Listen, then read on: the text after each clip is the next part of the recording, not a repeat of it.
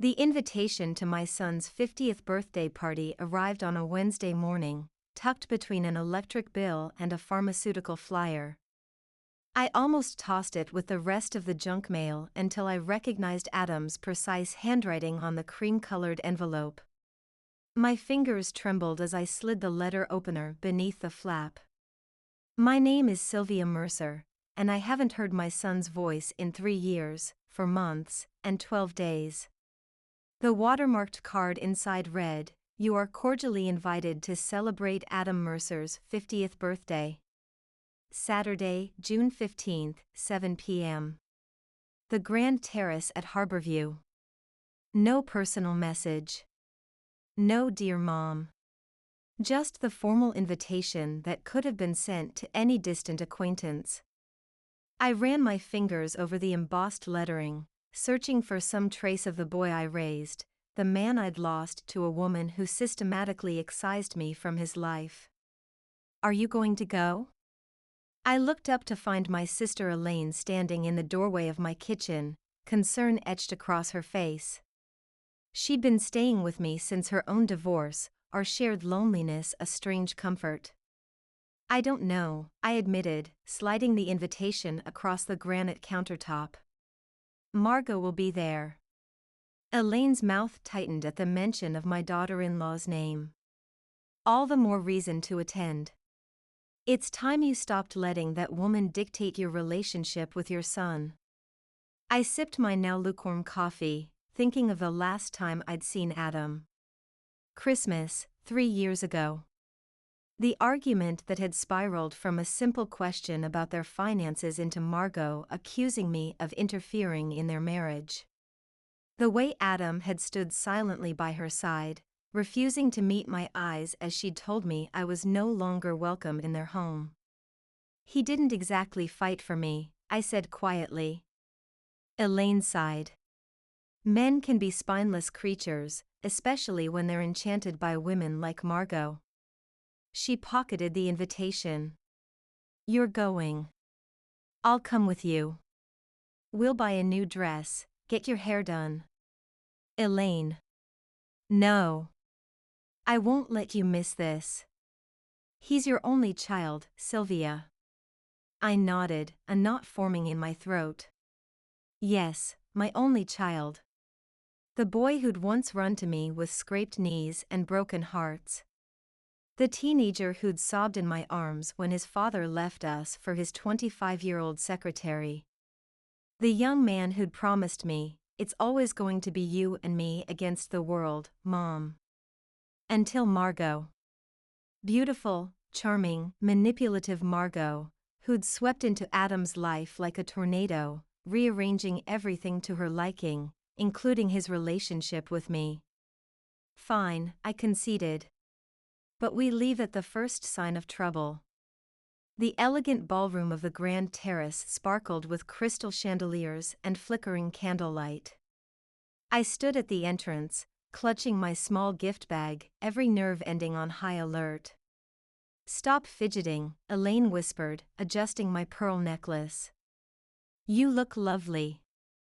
I smoothed down my navy blue dress, suddenly self-conscious about the silver streaks in my hair I'd stopped dyeing when Adam stopped calling. What was the point of maintaining appearances when the person you most wanted to impress couldn't be bothered to check if you were alive? "Sylvia?" I turned to find Philip, Adam's best friend since college, approaching with a glass of champagne. "I didn't know if you'd come." "It's good to see you." "Hello, Philip," I said, accepting the champagne with gratitude. "How have you been?" "Good, good. Listen." He lowered his voice, glancing around the room. "Just a heads up. Things are a bit tense tonight. Margot's been on edge all week." Before I could ask what he meant, a ripple of applause drew our attention to the center of the room where Adam stood, raising a glass. My breath caught in my throat. Even at 50, he looked so much like his father, tall and lean, with kind eyes that crinkled at the corners when he smiled. Except he wasn't smiling now. His face was a mask of polite appreciation, but there was a tightness around his mouth I recognized all too well. He was unhappy.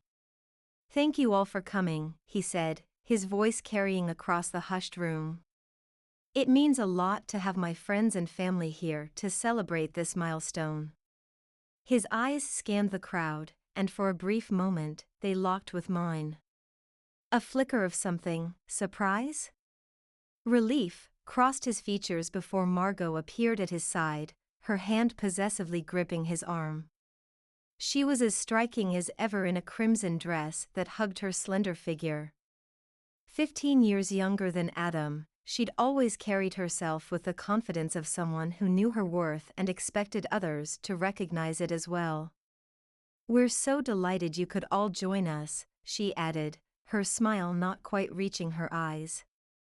"Adam has been working so hard lately, he deserves this celebration." I took a large sip of champagne, grateful for the liquid courage as Adam continued his speech, thanking colleagues and friends, but never once acknowledging me, his mother, who had raised him alone after his father abandoned us, who had worked 2 jobs to put him through college, who had celebrated every success and soothed every failure. "Let's go talk to him," Elaine whispered, nudging me forward after the applause died down and guests began mingling again. But as we approached, Margot spotted us. Her smile tightened. "Sylvia," she said, the word dripping with false warmth. "What a surprise." "I was invited," I replied, matching her tone. "Happy birthday, Adam." My son shifted uncomfortably, the tension between us palpable. "Thanks for coming, Mom." "We wouldn't have missed it," Elaine interjected, her emphasis on "we" not lost on anyone. Margot's eyes narrowed slightly. "Adam, darling, the Prestons are waiting to speak with you about the foundation donation." She turned to me with a practiced smile. "You'll have to excuse us, Sylvia. So many guests to attend to, you understand." Before I could respond, she was steering Adam away, her fingers digging into his suit jacket. He glanced back once, an apologetic look that did nothing to soothe the ache in my chest. "I shouldn't have come," I murmured, setting down my glass. "This was a mistake." "No," Elaine insisted. "You had every right to be here." "And did you see his face when he spotted you?" "He was happy you came, Sylvia. Margot is the problem, not Adam." But that was just it. Adam was a 50-year-old man who allowed his wife to dictate his relationships. The problem wasn't just Margot, it was Adam's unwillingness to stand up to her as the evening wore on. I watched from a distance as my son moved through the crowd, playing the role of gracious host. Occasionally, our eyes would meet across the room, and I'd catch a glimpse of the boy I'd raised, hesitant, gentle, always seeking approval. Then Margot would appear, and the connection would break. I was about to suggest to Elaine that we leave when Philip reappeared at my side. "Don't go yet," he said quietly. "Adam wants to speak with you.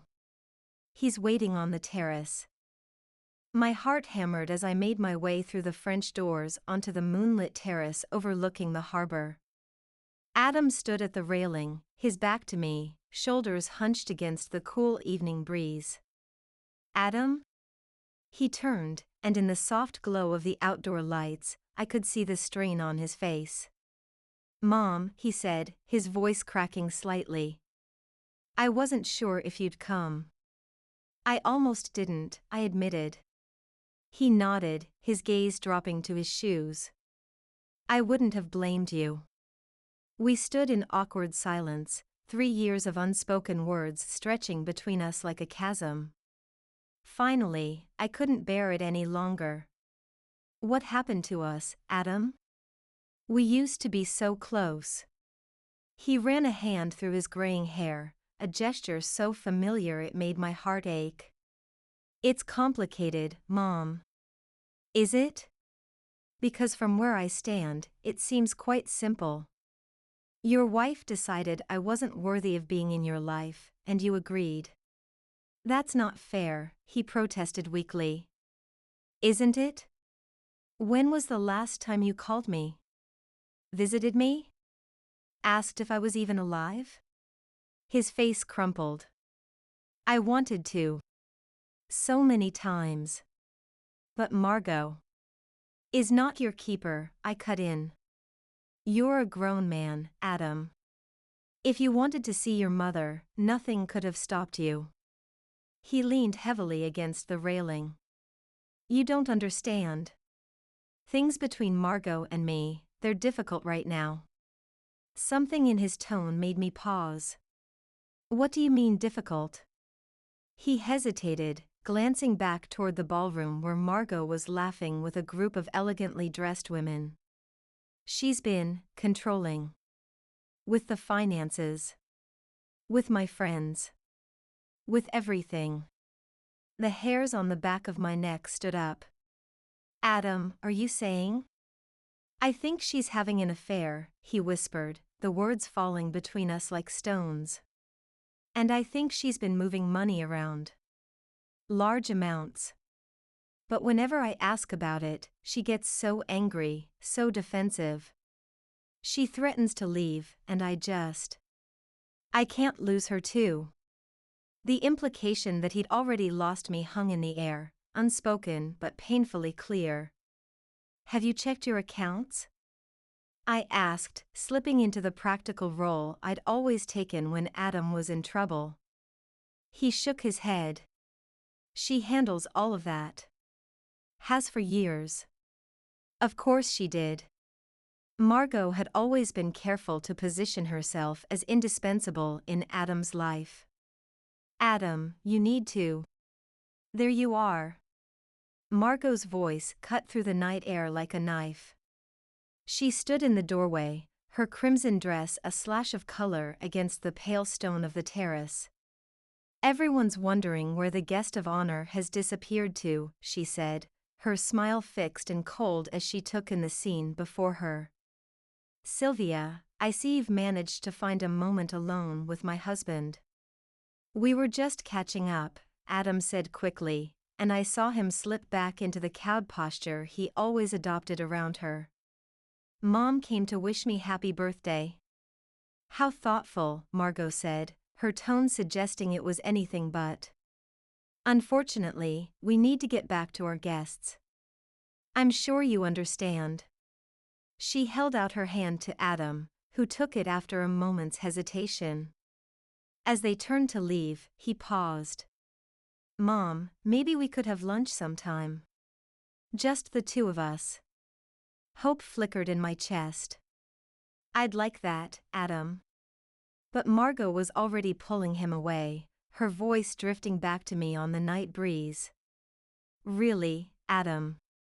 Your mother always knows exactly how to make everything about her, doesn't she? I stood alone on the terrace, the weight of the conversation pressing down on me. Something was very wrong in my son's marriage, and for the first time in years, he had reached out to me, however tentatively. I couldn't ignore his plea for help, even if he hadn't explicitly asked for it. If Margot was stealing from him, controlling him, I needed to find out. Because despite everything, he was still my son.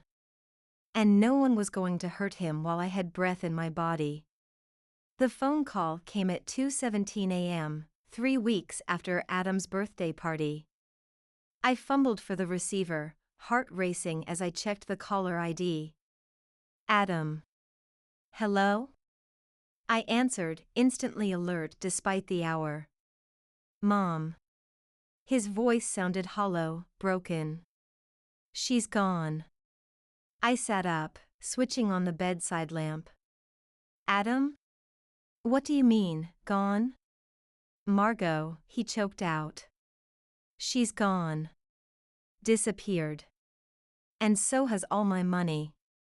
The drive to Adam's suburban house took 40 minutes, but it felt like hours. Rain pelted the windshield, matching the storm of emotions raging inside me, concern for my son, vindication that my suspicions about Margot had been correct, and guilt that I hadn't done more to warn him.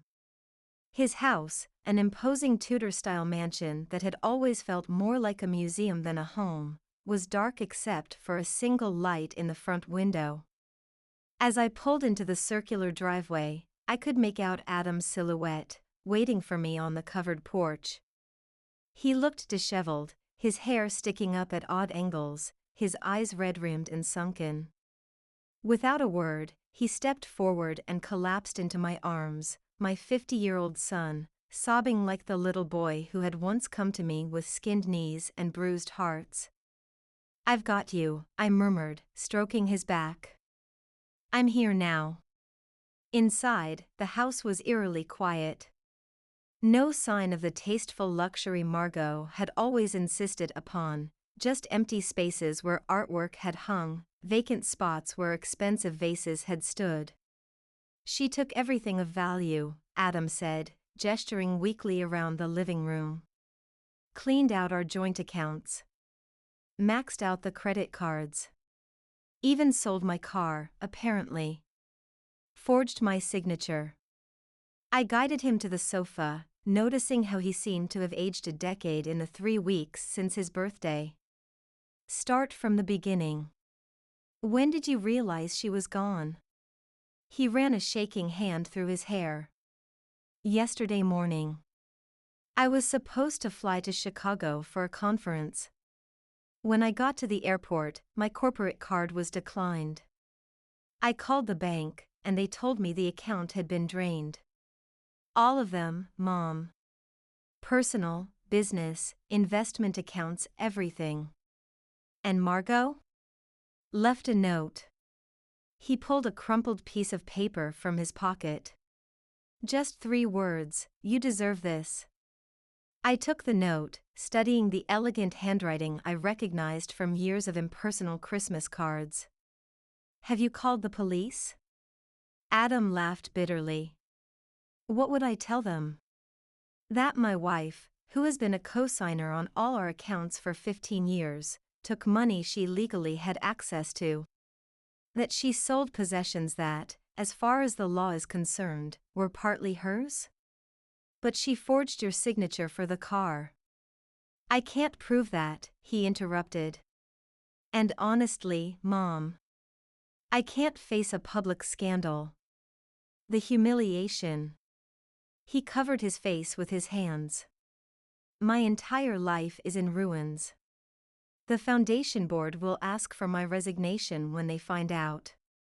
The house will have to be sold to cover the debts she's racked up." I sat beside him, taking his trembling hands in mine. "We'll figure this out, Adam. Together." He looked at me, really looked at me, for what felt like the first time in years. "Why are you helping me? After how I've treated you, how I let her treat you." "Because I'm your mother," I said simply. "That never stopped, even when you stopped being my son." The pain in his eyes nearly broke me. "I'm so sorry, Mom. I should have stood up to her. Should have seen what she was doing, to you, to me, to everyone." "We can talk about that later," I assured him. "Right now, we need to focus on finding Margot and saving what we can of your finances." He nodded, some of the tension leaving his shoulders. "Where do we even start?" "With what you know about her," I said. "The Margot I met was always calculating, always planning. This wasn't a spontaneous decision. She must have been setting this up for months, maybe years." "You never liked her," Adam said quietly. "Right from the beginning." "I wanted to," I admitted. "For your sake. But there was always something off about her. The way she would isolate you, control who you spoke to, what you did." I hesitated. "The way she drove a wedge between us." He looked away, shame coloring his features. "I thought she was protecting our marriage." "That's what she always said, that you were trying to come between us, to control me." "Classic projection," I murmured. She was describing herself. We spent the rest of the night poring over bank statements, credit card bills, property records, anything that might give us a clue to where Margot had gone or what remained of Adam's once substantial fortune. The picture that emerged was devastating. Over the past 3 years, coincidentally, the exact period during which I'd been exiled from Adam's life, Margot had been methodically draining Adam's accounts, transferring funds to offshore banks, selling off investments, and taking out lines of credit in his name. The woman had been disturbingly thorough. She must have been planning this for years, I said, staring at a particularly damning bank statement showing a transfer of $250,000 to an account in the Cayman Islands just 3 days before she disappeared. Adam sat with his head in his hands. How did I not see this coming? How could I have been so blind? The question hung in the air between us, heavy with implications. The truth was, he had chosen not to see the red flags, not just about their finances, but about Margot's manipulative nature, her isolation tactics, her subtle cruelty. People like Margot are experts at deception, I said finally, trying to soften the blow of reality. They make you question yourself, your perceptions, your worth. Like she did with you, he whispered. Making me believe you were the problem. I nodded, unable to deny the painful truth of it. As dawn broke, painting the sky in soft pinks and golds, we had a clearer picture of the devastation Margot had left in her wake. Nearly $3.2 million gone. The house mortgaged to the hilt. Credit card debt exceeding $175,000. You need a lawyer, I said, straightening the pile of statements. And possibly a forensic accountant. If we can prove fraud. I can't afford either of those things now, Adam said, a hint of his former bitterness creeping into his voice. She made sure of that. I reached for my purse. I can help. I've been saving. No. His refusal was immediate, his pride still intact despite everything. I won't take your money, Mom. This is my mess. I need to fix it. I recognized the stubborn set of his jaw, so like his father's, so like my own. At least let me help you look for her, I suggested. 2 heads are better than 1. He hesitated, then nodded. Okay.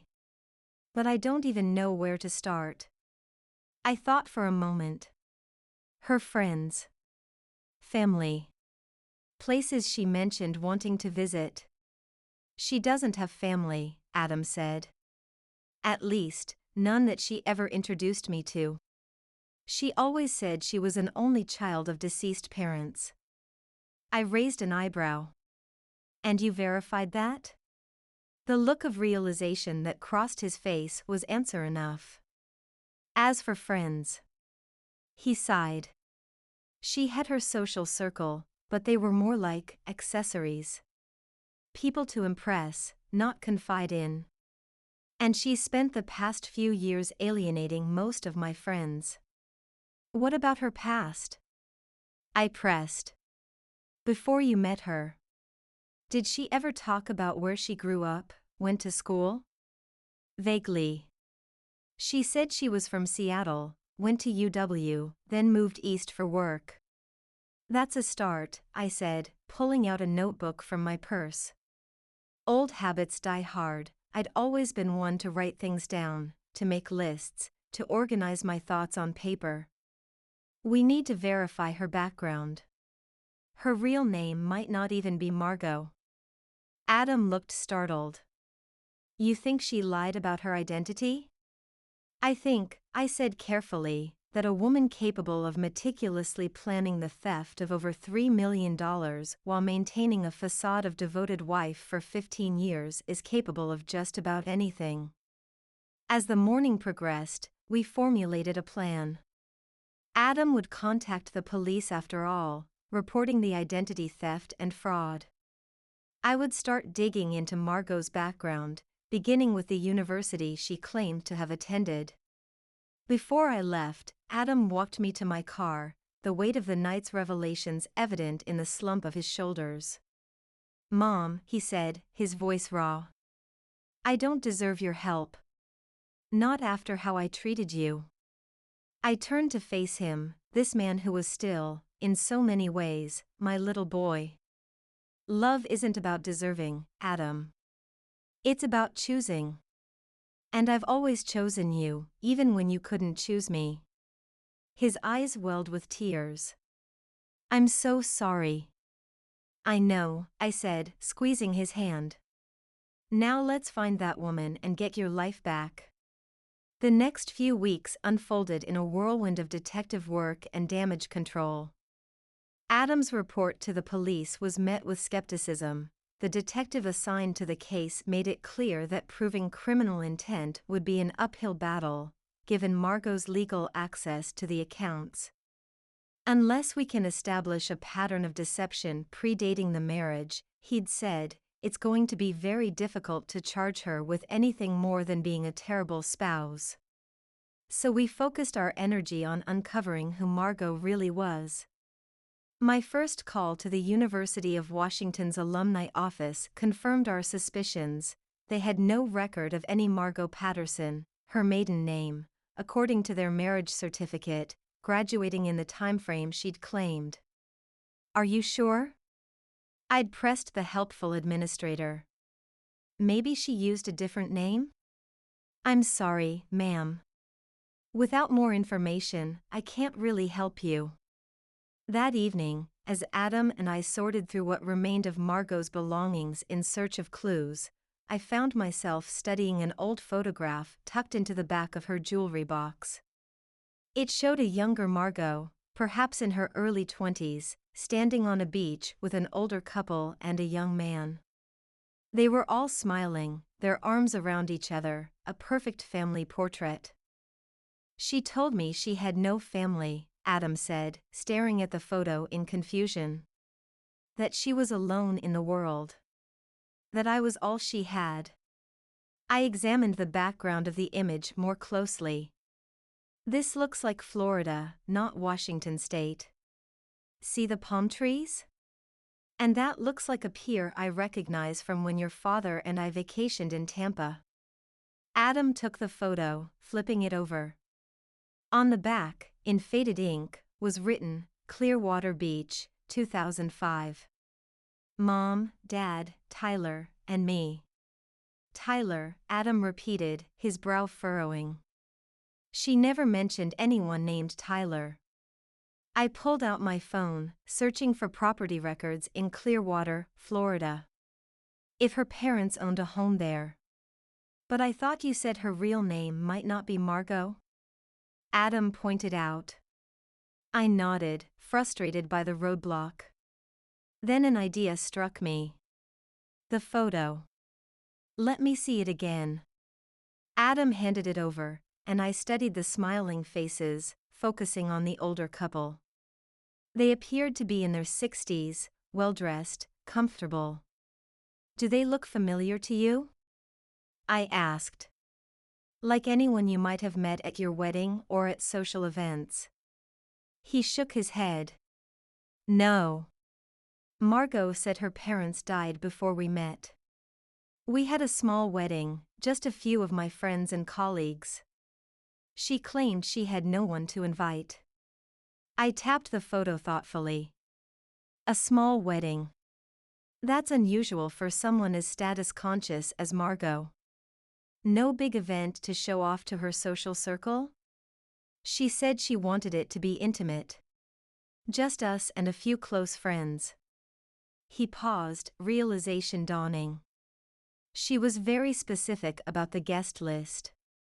And she insisted on no photographer, said she wanted us to be present in the moment, not posing for pictures.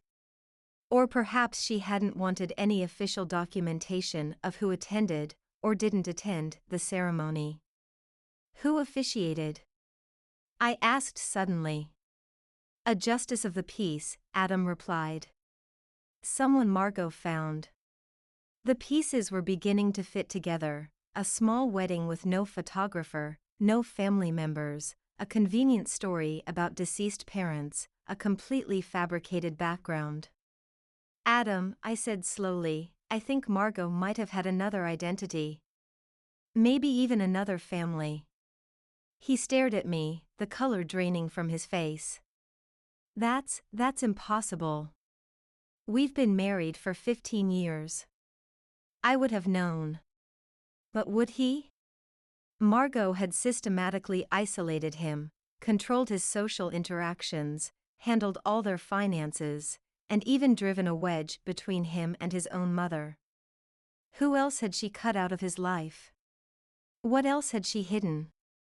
We need to find out who these people are, I said, pointing to the photo. The parents, and this Tyler person.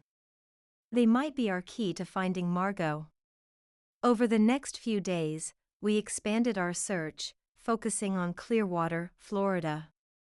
I reached out to local realtors, asking about families matching the description of the couple in the photo. Adam contacted the Clearwater Police Department, sending them Margot's picture and asking if they had any information on a woman matching her description. The breakthrough came in the most unexpected way. Elaine, who had been helping us with research, was scrolling through social media when she stumbled upon a profile that made her heart stop. Sylvia, she said, her voice tight with excitement. I think I found something. The profile belonged to a Tyler Jenkins, a real estate developer in Clearwater.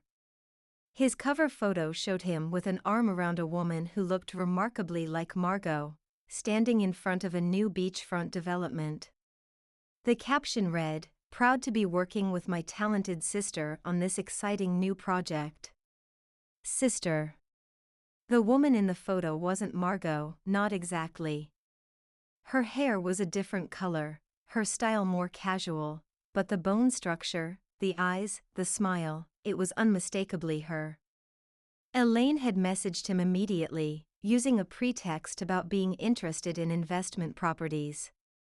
Within hours, we had a name, Melissa Jenkins. Melissa, Adam repeated, the name foreign on his tongue.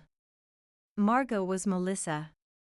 A quick search revealed a Melissa Jenkins who had graduated from the University of Florida, not Washington, with a degree in business.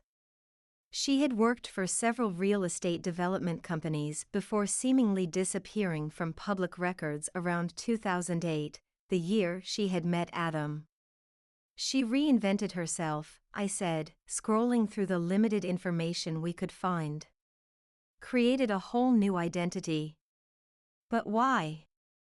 Adam asked, the hurt and bewilderment evident in his voice. Why lie about everything? I hesitated, unsure how to phrase my suspicion. Adam, is it possible this isn't the first time she's done this? He stared at me, uncomprehending. What if, I continued gently, Melissa, has made a habit of targeting wealthy men, marrying them, and then disappearing with their money? The silence that followed was deafening. No, Adam finally said, but his denial lacked conviction. She couldn't have, we've been married for 15 years. That's a long con, even for someone like her. Unless she was waiting for the right moment, I suggested. Building up trust, gaining complete control of your finances, making sure she had access to everything. Adam's phone rang, interrupting our speculation. It was the detective assigned to his case. Mr. Mercer? We've found something interesting about your wife's recent activities. Can you come down to the station? The detective's office was small and cluttered, the walls covered in case files and photographs. Detective Rivera was a no-nonsense woman in her 40s, with sharp eyes that missed nothing. Your wife, or whatever her real name is, has been busy, she said, spreading several documents across her desk. We've identified at least 3 other aliases she's used over the past 20 years. Adam sat rigidly in his chair, his face a mask of shock. Each time, the pattern is similar, Rivera continued. She meets a wealthy man, marries him, gradually takes control of his finances, and then disappears with everything she can get her hands on. The difference with you, Mr. Mercer, is the length of time she stayed. 15 years, Adam whispered. Exactly. Her previous marriages lasted 5 years at most. We believe that's because you were a particularly lucrative target. Your position at the foundation, your investments, your social connections, it all made you worth the extended investment. I watched my son absorb this information, seeing the devastation in his eyes. There's more, Rivera said, her tone softening slightly. We have reason to believe she was still legally married to one of her previous husbands when she married you. The implications hit like a physical blow. You're saying my marriage was never valid? Adam asked, his voice hollow. Bigamy is a criminal offense, Rivera confirmed. Which gives us more to work with in terms of charges. It also means any financial agreements predicated on your marriage, prenuptial or otherwise, may be void. A bitter laugh escaped Adam's lips. We didn't have a prenup. She said it would show a lack of trust. What happens now? I asked Rivera. We're coordinating with authorities in Florida and Nevada, where her other adventures took place. We've frozen what assets we could find, but I have to be honest, she's moved most of the money offshore, and recovering it will be difficult. And Margot, Melissa, whatever her name is? Adam asked. Will you find her? Rivera's expression was grim. We're doing everything we can, Mr. Mercer. But women like your wife, they're professionals at disappearing. And reappearing somewhere else, with a new identity, a new target. The drive home from the police station was silent, Adam staring out the window at the passing cityscape, lost in his thoughts. I was such a fool, he said finally, his voice barely audible over the hum of the engine. I let her take everything, my money, my dignity, my relationship with you. She was manipulative, I pointed out. That's what people like her do. They isolate their victims, make them dependent. But I should have seen through it, he insisted. I should have trusted my own mother over a woman who, in retrospect, showed every red flag possible. I reached across the console, taking his hand. We can't change the past, Adam. All we can do now is try to rebuild. He squeezed my hand, a gesture so achingly familiar it brought tears to my eyes. I don't know if I can, he admitted. The foundation board has asked for my resignation. The bank is foreclosing on the house. My credit is destroyed. My reputation. He trailed off, the magnitude of his losses overwhelming. One day at a time, I said firmly. That's how we'll do this. One step at a time. As we pulled into the driveway of what had once been his dream home, now a symbol of his greatest humiliation, Adam turned to me. Can I stay with you for a while, Mom? Until I figure things out? The simplicity of the request, the vulnerability in his eyes, made my heart swell. Of course, I said. For as long as you need. That night, as Adam slept in his old bedroom, now Elaine's guest room, hastily cleared for his use, I sat at my kitchen table, poring over the documents Detective Rivera had provided. Photographs of Margot, Melissa, in various guises. Marriage certificates to men in Florida, Nevada, and now Minnesota. Bank statements showing patterns of large withdrawals followed by account closures. A life built on lies and theft. I thought of the woman I had met 15 years ago, poised, charming, with a laugh that seemed to light up a room. I remembered the way she had looked at Adam, as though he were the answer to all her prayers. Had any of it been real? Had she ever felt anything genuine for my son, or had he simply been a mark from the beginning? The unfairness of it all made my chest ache.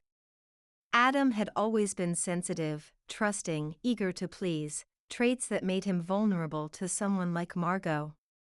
He had inherited his father's capacity for loyalty, even when it wasn't deserved. And now, like his father before him, his trust had been catastrophically betrayed. But unlike his father, Adam had come back to me. Had asked for my help, my guidance, my shelter. It wasn't the reunion I would have chosen.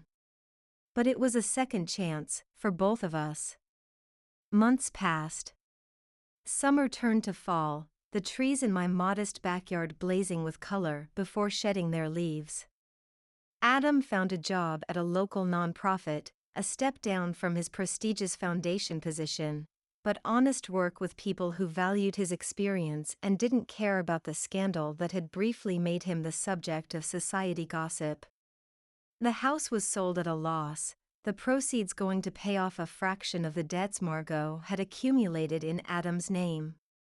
He filed for bankruptcy, a humiliating process that laid bare every financial mistake, every breach of trust. Through it all, I stood by him. Attended every meeting with lawyers and creditors. Helped him sort through what remained of his possessions, the items Margot hadn't deemed valuable enough to take. Listened when he needed to talk, gave him space when he needed silence. Slowly, painfully, Adam began to rebuild his life. To rediscover who he was without Margot's influence. To reconnect with friends who had been pushed away during his marriage. To heal the rift between us that had seemed unbridgeable just months before. Detective Rivera called occasionally with updates. They had traced Margot to a boat marina in Key West, Florida, but had lost the trail. They'd found a storage unit in Margot's name containing multiple passports, wigs, and documentation for several more aliases. They had contacted the FBI, expanding the search internationally. Then, on a crisp October morning, the call I had been both dreading and hoping for came. "We found her," Rivera said. "In Monaco. Living quite comfortably under the name Charlotte DuPont. She's apparently engaged to a French businessman." "Have you arrested her?" I asked, my heart racing. "Working on extradition now. It's complicated, but we have solid evidence of fraud across multiple states. It's looking promising." When I told Adam the news, his reaction surprised me. Instead of triumph or vindication, he seemed almost relieved. "I just want it to be over," he said, his voice weary. "I want to move on with my life." And he was. Moving on, healing, growing in ways that might never have been possible had Margot stayed. The irony wasn't lost on either of us. The day Margot was finally brought back to stand trial, Adam and I watched the news coverage together. She looked smaller somehow, less glamorous without her designer clothes and perfect makeup. As they led her into the courthouse, her eyes darted around, searching for cameras, for an audience, for someone to perform for.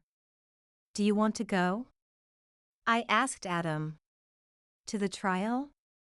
He shook his head. "No. I've said everything I needed to say in my statements. I don't need to see her again." He reached for my hand, squeezing it gently. "Besides, I've already found what I truly lost." I looked at him questioningly, and he smiled, a genuine smile that reached his eyes for the first time in months. "My mother," he said simply. "And myself." In that moment, I realized that sometimes the most devastating losses can lead to the most precious recoveries. Margot had taken his money, his home, his reputation. But in doing so, she had inadvertently given him back the relationship that truly mattered. And for that, in a strange way, I was almost grateful.